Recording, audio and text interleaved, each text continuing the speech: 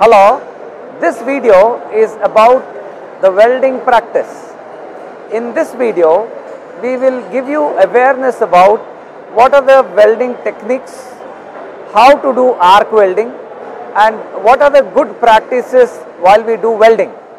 Let us know the definition of welding. Welding is the process of joining two components. I have a component in my right hand, I have a component in my left hand. It's a process where these two components get joined permanently at their molecular level, and it's a permanent joining. Before we proceed further, it is very important that we know the history of welding. I am going to take you all back to the Industrial Revolution, and I am talking of the year 1750, where a very primitive form of welding called forge welding was used. Let me demonstrate to you what this forge welding was. I have two components to be welded. These are the areas that need to be welded. In the forge welding process, they used to heat the entire area where the welding has to take place of component 1. Similarly, they used to heat the entire area of component 2. They used to bring them close and then hammer it continuously so that it fuses.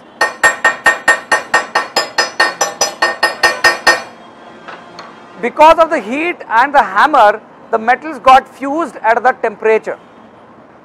The forge welding that was described a little earlier was in existence for more than a century. Only in the year 1886, an English engineer by name Elihu Thomson came up with the concept of electric resistance welding. One of the most common welding process that exists even now is the electric arc welding. In any kind of welding, there are 4 elements which are involved. Element 1, the two components to be welded. Element 2, a filler material. This filler material in technical terms is called as an electrode, which has a coating over it. The filler material in the case of electric arc welding is called as an electrode. If you can see, this is the material that gets fused. This is the bare mild steel material that gets fused, and over this is a coating. This coating is called as a flux. It's called flux because it flows and then conceals from oxidation taking place. Element number 3, a heat source. Element number 4, some kind of a shield to prevent oxidation from taking place. If you look around you, it could be in your house, it could be in your college, in your classroom, or the workshop, cinema theatre. Across all places, you would see numerous places where welding has been put to use. Let us have a few places in and around me where I stand in front of you, where all we can see welding in place. I am standing in front of a diesel engine which is coupled to a generator there. As you can see, this portion is the radiator for the engine, and this is the tank portion where it holds the water for cooling purpose. If you can see here, the entire tank is welded. This is one sample where we see welding in place. As we move a little behind, I am going to take you through the generator, and here you can see this is the lifting hook. This hook is used to lift the generator up while I assemble and disassemble the generator from the engine. You can see this is the area where the welding hook is welded to the main body of the generator. If I look like this, I can identify various samples where welding is done. If you can see, the entire base is welded. All the areas around the base or the frame is completely welded. I am standing next to a chain pulley block which is mounted on a frame. If I look at this frame, the entire frame, you can see lot of areas where welding has happened. For example, this is the area where you can see welding. If I come down, all this is welded. Even here, all this is welded. Here it is all welded. So on a frame as well, we can observe so much of welding in practice. Let me show you another few places where we can see welding has been performed. This is a table, and on the table has been mounted on a frame. This is a frame, and on this frame you can see this is the area where welding has happened. This area is where welding has happened, and just next to the table is a chair.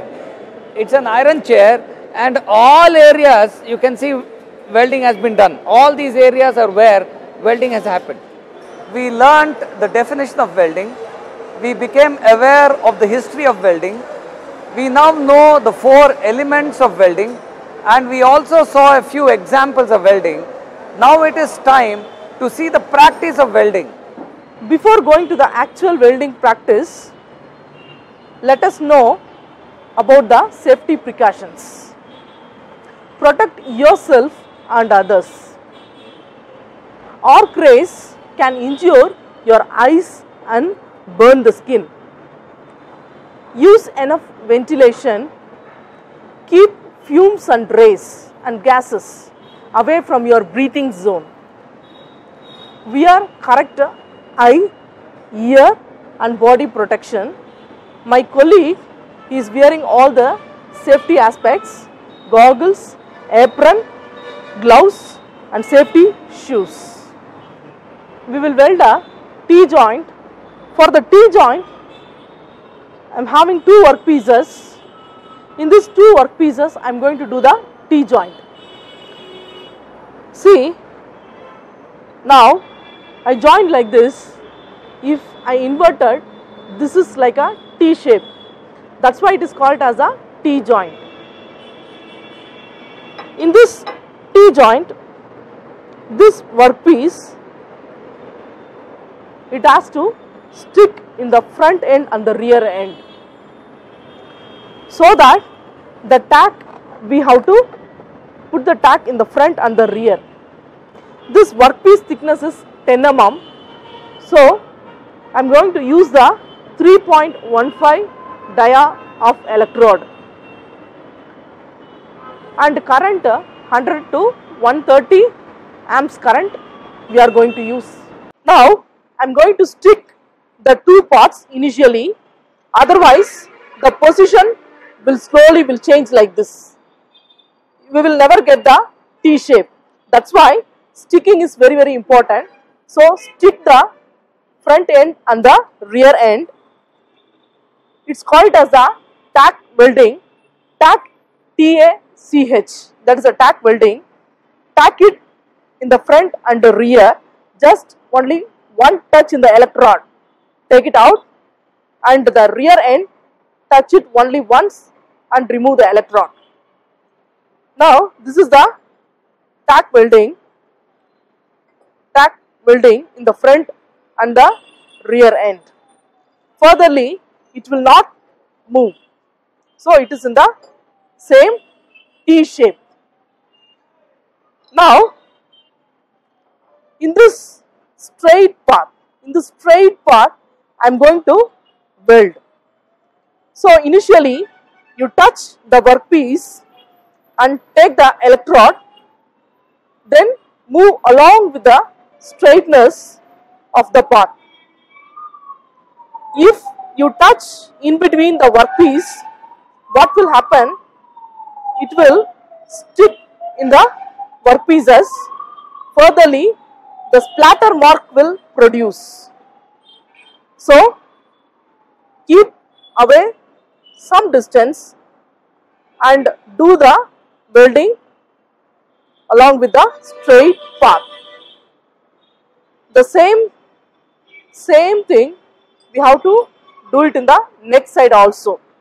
Now my colleague will demonstrate actual welding.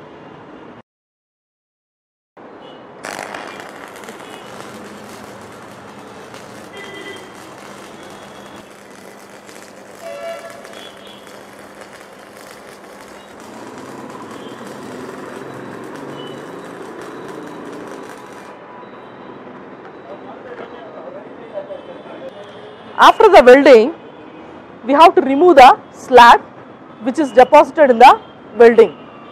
For that, we have to use a chipping hammer to remove the slag. After removing the slag, we have to clean with the wire brush. We have to clean with the wire brush to clean this welding part.